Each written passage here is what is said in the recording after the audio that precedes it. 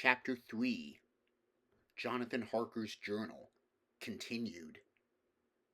When I found that I was a prisoner, a sort of wild feeling came over me. I rushed up and down the stairs, trying every door and peering out of every window I could find, but after a little the conviction of my helplessness overpowered all other feelings. When I look back after a few hours, I think I must have been mad for the time, for I behaved much as a rat does in a trap. When, however, the conviction had come to me that I was helpless, I sat down quietly, as quietly as I have ever done anything in my life, and began to think over what was best to be done. I am thinking still, and as yet have come to no definite conclusion. Of one thing only am I certain, that it is no use making my ideas known to the Count. He knows well that I am imprisoned, and as he has done it himself, and has doubtless his own motives for it, he would only deceive me if I trusted him fully with the facts. So far as I can see, my only plan will be to keep my knowledge and my fears to myself, and my eyes open. I am, I know, either being deceived, like a baby, by my own fears, or else I am in desperate straits, and if the latter be so, I need, and shall need, all my brains to get through. I had hardly come to this conclusion when I heard the great door below shut, and knew that the Count had returned.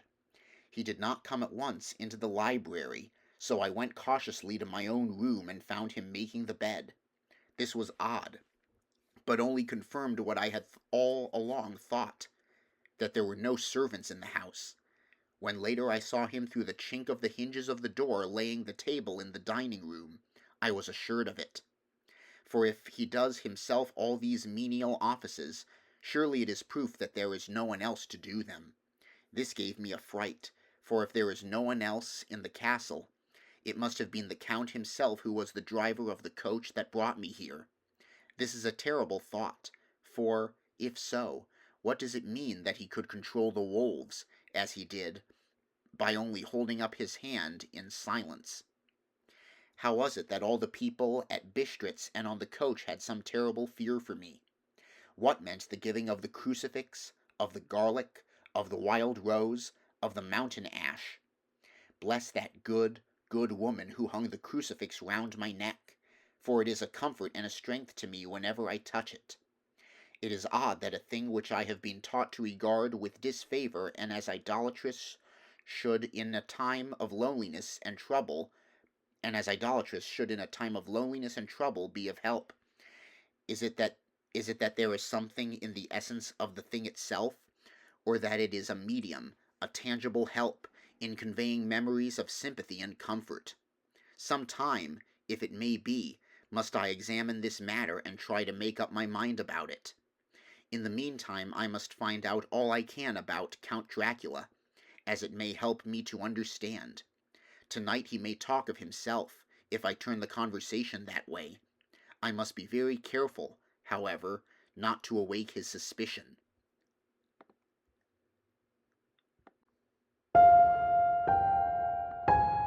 Midnight. I have had a long talk with the Count.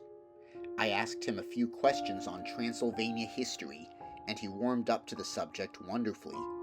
In his speaking of things and people, and especially of battles, he spoke as if he had been present at them all. This he afterwards explained by saying that to a boyar the pride of his house and name is his own pride, that their glory is his glory, that their fate is his fate. Whenever he spoke of his house, he always said we, and spoke almost in the plural, like a king speaking. I wish I could put down all he said exactly as he said it, for to me it was most fascinating. It seemed to have in it a whole history of the country. He grew excited as he spoke, and walked about the room pulling his great white mustache and grasping anything on which he laid his hands as though he would crush it by main strength. One thing he said which I shall put down as nearly as I can, for it tells in its way the story of his race. We Circles have a right to be proud, for in our veins flows the blood of many brave races who fought as the lion fought, for lordship. Here in the whirlpool of European races, the Ugric tribe bore down from Iceland the fighting spirit which Thor and Woden gave them, which their berserkers displayed to such fell intent on the seaboards of Europe, aye, and of Asia and Africa too, till the people thought that the werewolves themselves had come. Here too, when they came, they found the Huns, whose warlike fury had swept the earth like a living flame, till the dying peoples held that in their veins ran the blood of those old witches who, expelled from Scythia, had mated with the devils in the desert. Fools, fools, what devil or what witch was ever so great as Attila, whose blood is in these veins? He held up his arms. Is it the wonder that we were a conquering race, that we were proud, that when the Magyar, the Lombard, the Avar, the Bulgar, or the Turk poured his thousands on our frontiers, we drove them back? Is it strange that when our Pod and his legions swept through the Hungarian fatherland, he found us here when he reached the frontier, that the Honfoglalas was completed there? And when the Hungarian flood swept eastward, the Sekeles were claimed as kindred by the victorious Magyars, and to us for centuries was trusted the guarding of the frontier of Turkeyland, aye, and more than that, endless duty of the frontier guard, for, as the Turks say, water sleeps, and enemy is sleepless. Who more gladly than we throughout the four nations received the bloody sword, or that its warlike call flocked quicker to the standard of the king? When was redeemed that great shame of my nation, the shame of Kosovo, when the flags of the Wallach and the Magyar went down beneath the crescent? Who was it but one of my own race who as voivode crossed the Danube and beat the Turk on his own ground? That was Dracula indeed. Woe was it that his own unworthy brother, when he had fallen, sold his people to the Turk and brought the shame of slavery on them. Was it not this Dracula indeed who inspired that other of his race who in a later age again and again brought his forces over the great river into Turkeyland? Who, when he was beaten back, came again and again and again, though he had to come alone from the bloody field where his troops were being slaughtered, since he knew that he alone could ultimately triumph. They said that he thought only of himself. Bah! What good are peasants without a leader? Where ends the war without the brain and heart to conduct it? Again, when, after the battle of Mohacs, we threw off the Hungarian yoke, we of the Dracula blood were amongst their leaders, for our spirit would not brook that we were not free. Ah, young sir, the Sekeles, and the Dracula as their heart's blood, their brains, and their swords, can boast a record that mushroom growths like the Habsburgs and the Romanovs can never reach. The warlike days are over. Blood is too precious a thing in these days of dishonorable peace, and the glories of the great races are as a tale that is told. It was by this time close on morning, and we went to bed. Memorandum: this diary seems horribly like the beginning of the Arabian Nights, for everything has to break off at cockcrow, or like the ghost of Hamlet's father.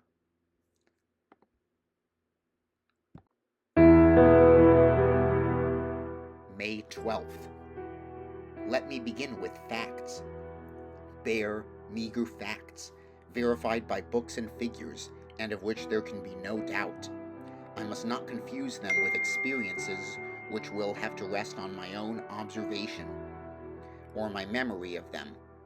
Last evening, when the Count came from his room, he began by asking me questions on legal matters, and on the doing of certain kinds of business. I had spent the day wearily over books, and, simply to keep my mind occupied, went over some of the matters I had been examining at Lincoln's Inn. There was a certain method in the Count's inquiries, so I shall try to put them down in sequence. The knowledge may somehow or sometime be useful to me. First, he asked if a man in England might have 2 solicitors or more. I told him he might have a dozen if he wished, but that it would not be wise to have more than 1 solicitor engaged in one transaction, as only one could act at a time, and that to change would be certain to militate against his interest. He seemed thoroughly to understand, and went on to ask if there would be any practical difficulty in having one man to attend, say, to banking, and another to look after shipping, in case local help were needed in a place far from the home of the banking solicitor. I asked him to explain more fully, so that I might not by any chance mislead him. So he said, I shall illustrate. Your friend and mine, Mr. Peter Hawkins, from under the shadow of your beautiful cathedral at Exeter, which is far from London, buys for me through your good self my place at London. Good. Now here let me say frankly, lest you should think it is strange that I have sought the services of one so far off from London, instead of someone resident there, that my motive was that no local interest might be served save my wish only.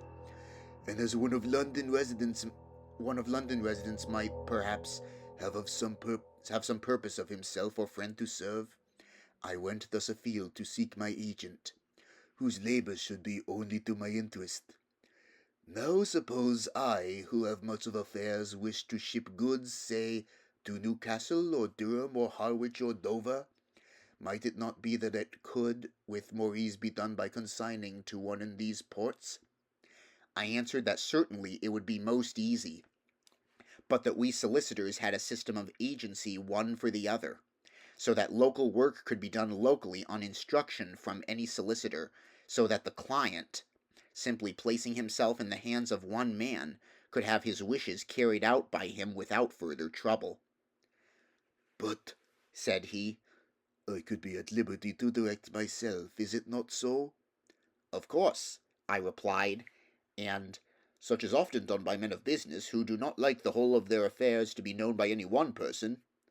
Good, he said, and then went on to ask about the means of making consignments and the forms to be gone through, and of all sorts of difficulties which might arise, but by forethought could be guarded against.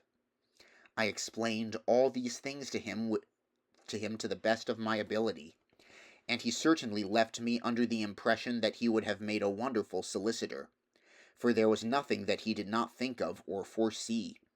For a man who was never in the country, who did not evidently do much in the way of business, his knowledge and acumen were wonderful.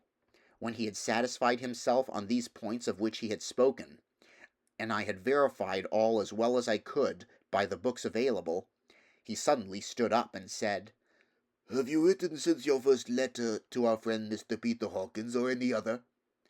It was with some bitterness in my heart that I answered that I had not, that as yet I had not seen any opportunity of sending letters to anybody. Then write now, my young friend, he said, laying a heavy hand on my shoulder. Write to our friend and to any other, and say, if it will please you, that you shall stay with me until a month from now. Do you wish me to stay so long? I asked, for my heart grew cold at the thought. I desire it much. Nay, I will take no refusal. When your master, employer, what you will, engaged that someone should come on his behalf, it was understood that my needs only were to be consulted. I have not stinted. Is it not so? What could I do but bow acceptance? It was Mr. Hawkins's interest, not mine, and I had to think of him, not myself. And besides, while Count Dracula was speaking, there was that in his eyes and in his bearing which made me remember that I was a prisoner, and that if I wished it, I could have no choice.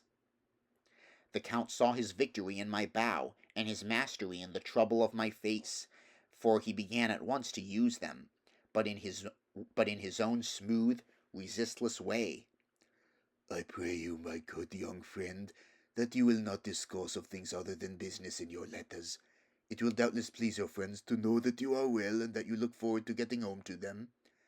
Is it not so? As he spoke, he handed me 3 sheets of notepaper and 3 envelopes. They were all of the thinnest foreign post, and looking at them, then at him, and noticing his quiet smile, with the sharp, canine teeth lying over the red underlip, I understood as well as if he had spoken that I should be careful what I wrote, for he would be able to read it.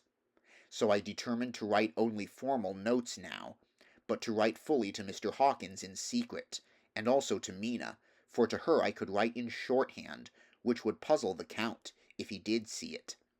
When I had written my 2 letters, I sat quiet, reading a book whilst the Count wrote several notes, referring as he wrote them to some books on his table.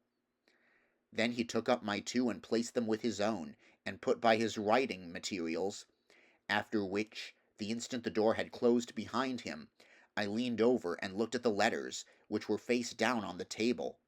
I felt no compunction in doing so, for under the circumstances I felt that I should protect myself in every way I could.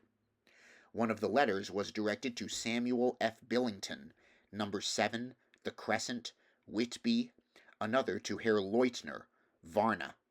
The third was to Coutts and Company, London, and the fourth to Heron Klopstock and Billruth, bankers, Budapest.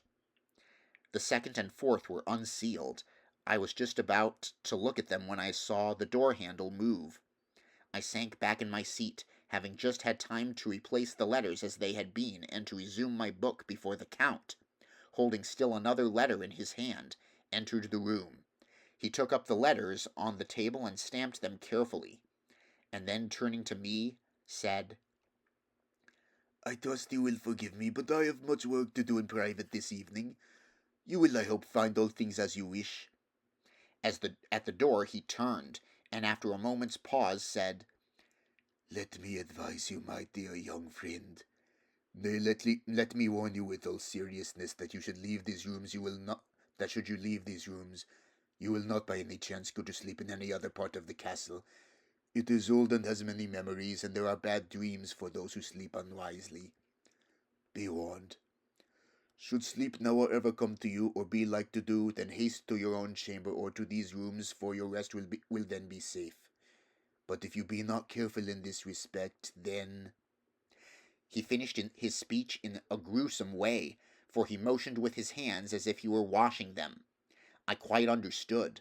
My only doubt was as to whether any dream could be more terrible than the unnatural, horrible net of gloom and mystery which seemed closing around me.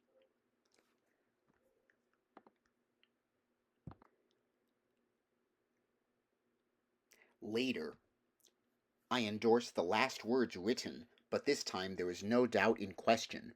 I shall not fear to sleep in any place where he is not. I have placed the crucifix over the head of my bed. I imagine that my rest is thus freer from dreams, and there it shall remain. When he left me, I went to my room. After a little while, not hearing any sound, I came out and went up the stone stair to where I could look out towards the south. There was some sense of freedom in the vast expanse, inaccessible though it was to me, as compared with the narrow darkness of the courtyard. Looking out on this, I felt that I was indeed in prison, and I seemed to want a breath of fresh air, though it were of the night.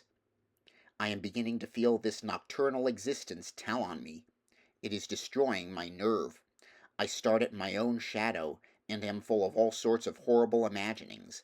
God knows that there is ground for my terrible fear in this accursed place. I looked out over the beautiful expanse, bathed in soft yellow moonlight till it was almost as light as day. In the soft light the distant hills became melted, and the shadows in the valleys and gorges of velvety blackness. The mere beauty seemed to cheer me. There was peace and comfort in every breath I drew. As I leaned from the window, my eye was caught by something moving a story below me, and somewhat to my left, where I imagined, from the order of the rooms, that the windows of the Count's own room would look out. The window at which I stood was tall and deep, stone-mullioned, and though weather-worn, was still complete, but it was evidently many a day since the case had been there. I drew back behind the stonework and looked carefully out. What I saw was the Count's head coming out from the window. I did not see the face, but I knew the man by the neck and the movement of his back and arms. In any case, I could not mistake the hands which I had had so many opportunities of studying. I was at first interested and somewhat amused, for it is wonderful how small a matter will interest and amuse a man when he is a prisoner. But my very feelings changed to repulsion and terror when I saw the whole man slowly emerge from the window and begin to crawl down the castle wall over that dreadful abyss, face down with his cloak spreading out around him like great wings. At first I could not believe my eyes. I thought it was some trick of the moonlight, some weird effect of shadow, but I kept looking, and it could be no delusion. I saw the fingers and toes grasp the corners of the stones, worn clean of the mortar by the stress of years, and by thus using every projection and inequality, move downwards with considerable speed, just as a lizard moves along a wall. What manner of man is this? Or what manner of creature is it in the semblance of a man? I feel the dread of this horrible place overpowering me. I am in fear, in awful fear, and there is no escape for me. I am encompassed about with terrors that I dare not think of.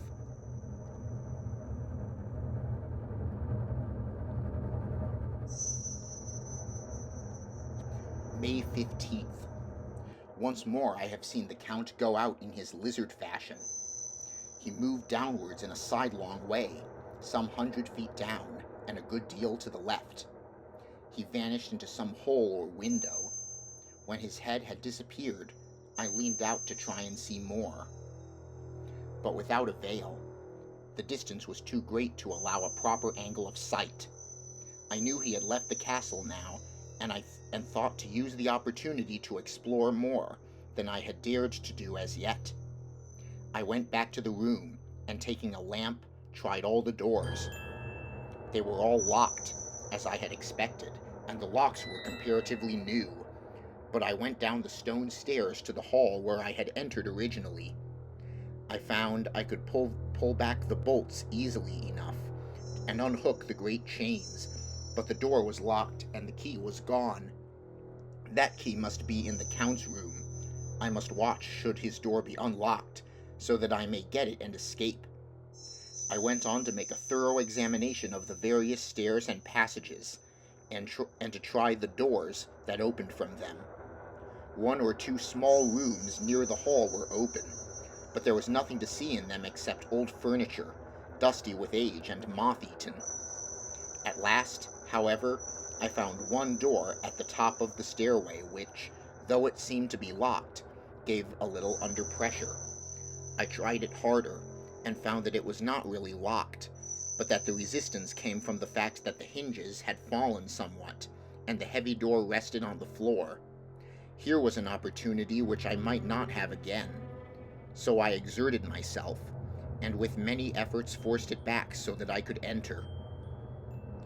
I was now in a wing of the castle further to the right than the rooms I knew, and a story lower down.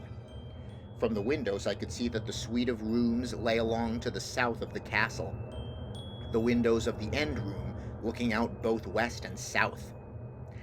The castle was built on the corner of a great rock, so that on 3 sides it was quite impregnable, and great windows were placed here where sling, or bow, or culverin could not reach, and consequently light and comfort, impossible to a position which had to be guarded, were secured. To the west was a great valley, and then, rising far away, great jagged mountain fastnesses, rising peak on peak, the sheer rock studded with mountain ash and thorn, whose roots clung in cracks and crevices and crannies of the stone. This was evidently the portion of the castle occupied by the ladies in bygone days, for the furniture had more air of comfort than any I had seen. The windows were curtainless, and the yellow moonlight, flooding in through the diamond panes, enabled one to see even colors, whilst it softened the wealth of dust which lay over all and disguised in some measure the ravages of time and the moth. My lamp seemed to be of little effect in the brilliant moonlight, but I was glad to have it with me, for there was a dread loneliness in the place which chilled my heart and made my nerves tremble. Still, it was better than living alone in the rooms which I had come to hate from the presence of the Count. And after trying a little to school my nerves, I found a soft quietude come over me. Here I am, sitting at a little oak table where in old times possibly some fair lady sat to pen, with much thought and many blushes, her ill-spelt love letter, and writing in my diary, in shorthand, all that has happened since I closed it last. It is 19th century up to date with a vengeance. And yet, unless my senses deceive me, the old centuries had, and have, powers of their own which mere modernity cannot kill. Later, the morning of May 16th. God preserve my sanity, for to this I am reduced. Safety and the assurance of safety are things of the past. Whilst I live on here, there is but one thing to hope for, that I may not go mad, if, indeed, I be not mad already. If I be sane, then surely it is maddening to think that of all the foul things that lurk in this hateful place the Count is the least dreadful to me, that to him alone I can look for safety, even though this be only whilst I can serve his purpose. Great God, merciful God, let me be calm, for out of that way lies madness indeed. I begin to get new lights on certain things which have puzzled me. Up to now I never quite knew what Shakespeare meant when he made Hamlet say, "My tablets, quick, my tablets, 'tis meet that I put it down," etc. For now, feeling as though my own brain were unhinged, or as if the shock had come which must end its undoing, I turned to my diary for repose. The habit of entering accurately must help to soothe me. The Count's mysterious warning frightened me at the time. It frightens me more now when I think of it, for in the future he has a fearful hold upon me. I shall fear to doubt what he may say. When I had written in my diary and had fortunately replaced the book and pen in my pocket, I felt sleepy. The Count's warning came into my mind, but I took a pleasure in disobeying it. The sense of sleep was upon me, and with it the obstinacy which sleep brings as an outrider. The soft moonlight soothed, and the wide expanse without gave a sense of freedom which refreshed me. I determined not to return tonight to the gloom-haunted rooms, but to sleep here, where, of old, ladies had sat and sung and lived sweet lives whilst their gentle breasts were sad for their menfolk away in the midst of remorseless wars. I drew a great couch out of its place near the corner, so that as I lay, I could look at the lovely view to east and south, and unthinking of and uncaring for the dust, composed myself for sleep. I suppose I must have fallen asleep. I hope so, but I fear, for all that followed was startlingly real, so real that now sitting here in the broad, full sunlight of the morning, I cannot in the least believe that it was all sleep. I was not alone. The room was the same, unchanged in any way since I came into it. I could see along the floor, in the brilliant moonlight, my own footsteps marked where I had disturbed the long accumulation of dust. In the moonlight opposite me were 3 young women, ladies by their dress and manner.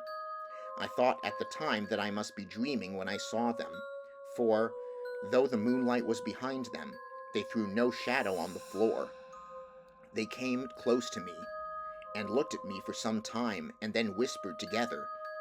2 were dark, and had high aquiline noses, like the Count, and great dark, piercing eyes that seemed to be almost red when contrasted with the pale yellow moon. The other was fair as can be, with great wavy masses of golden hair and eyes like pale sapphires. I seemed somehow to know her face, and to know it in connection with some dreamy fear, but I could not recollect at the moment how or where. All 3 had brilliant white teeth that shone like pearls against the ruby of their voluptuous lips. There was something about them that made me uneasy, some longing and at the same time some deadly fear. I felt in my heart a wicked, burning desire that they would kiss me with those red lips. It is not good to note this down, lest some day it should meet Mina's eyes and cause her pain, but it is the truth. They whispered together, and then they all 3 laughed. Such a silvery, musical laugh, but as hard as though the sound never could have come through the softness of human lips. It was like the intolerable, tingling sweetness of water glasses when played on by a cunning hand. The fair girl shook her head coquettishly, and the other 2 urged her on. One said, "Go on, you are first, then we shall follow. Yours is the right to begin." The other added, "He is young and strong, there are kisses for us all." I lay quiet, looking out under my eyelashes in an agony of delightful anticipation. The fair girl advanced and bent over me till I could feel the movement of her breath upon me. Sweet it was in one sense, honey sweet, and sent the same tingling through the nerves as her voice, but with a bitter underlying the sweet, a bitter offensiveness, as one smells in blood. I was afraid to raise my eyelids, but looked out and saw perfectly under the lashes. The girl went on her knees and bent over me, simply gloating. There was a deliberate voluptuousness which was both thrilling and repulsive, and as she arched her neck she actually licked her lips like an animal, till I could see in the moonlight the moisture shining on the scarlet lips and on the red tongue as it lapped the white sharp teeth. Lower and lower went her head as the lips went below the range of my mouth and chin, and seemed about to fasten on my throat. Then she paused, and I could hear the churning sound of her tongue as it licked her teeth and lips, and could feel the hot breath on my neck. Then the skin of my throat began to tingle as one's flesh does when the hand that is to tickle it approaches nearer. Nearer. I could feel the soft, shivering touch of the lips on the supersensitive skin of my throat, and the hard dents of two sharp teeth, just touching and pausing there. I closed my eyes in languorous ecstasy and waited with beating heart. But at that instant, another sensation swept through me as quick as lightning. I was conscious of the presence of the Count, and of his being as if lapped in a storm of fury.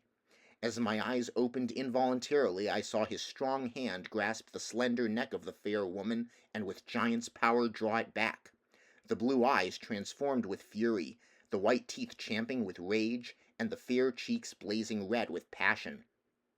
But the Count! Never did I imagine such wrath and fury, even to the demons of the pit. His eyes were positively blazing. The red light in them was lurid, as if the flames of hellfire blazed behind them.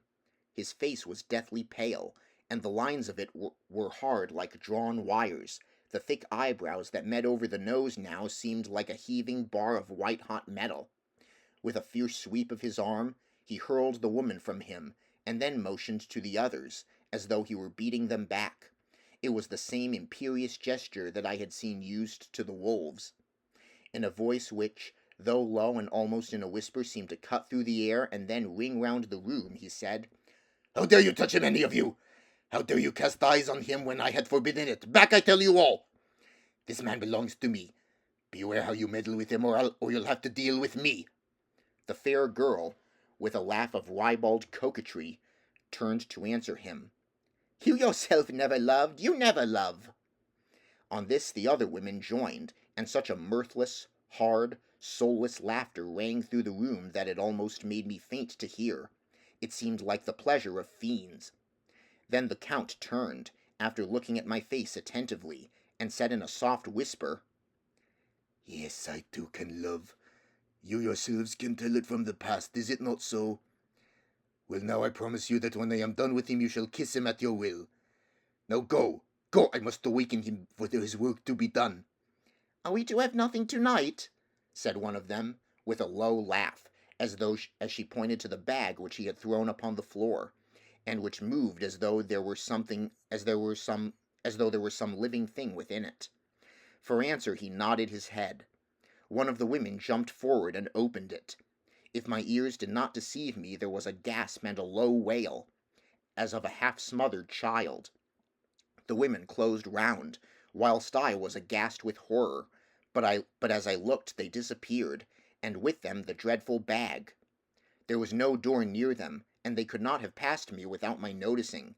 They simply seemed to fade into the rays of the moonlight and pass through the window, for I could see outside the dim, shadowy forms for a moment before they entirely faded away. Then the horror overcame me, and I sank down unconscious.